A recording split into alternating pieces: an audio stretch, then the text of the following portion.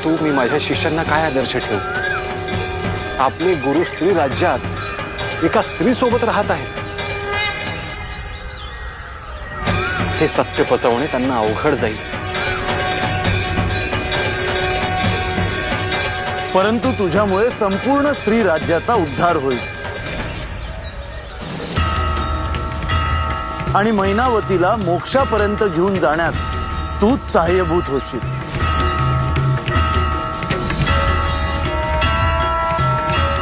मी स्त्री राज्यात जावं हे सत्य मला अजूनही पचवता येत नाहीये प्रभू।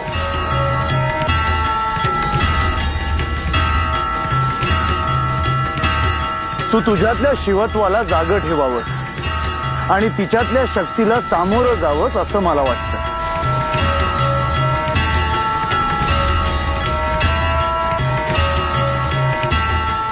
म्हणजे स्त्री राज्यात मला जाणे भागच आहे।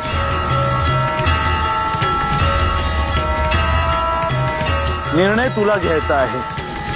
श्रीरामांनी दिलेला आदेश स्वीकारायचा की नाकारायचा। तसेच स्त्री राज्याचा उद्धार हे तुझ्याशिवाय कोणीही करू शकणार नाही।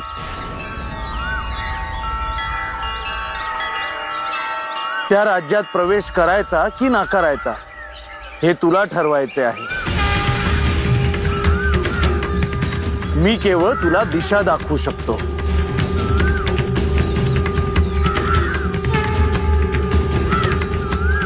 प्रभू, आता एकच शंका आहे, मी स्त्री राज्यात प्रवेश केला तर बाहेर येण्याचा मार्ग काय?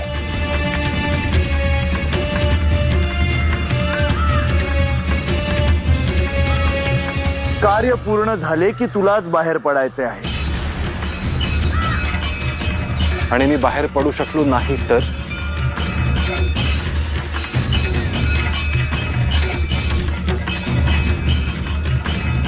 नाथ परंपरेतला तुझा सगळ्यात प्रिय शिष्य गोरक्षच तुला स्त्री राज्यातून बाहेर काढू शकतो।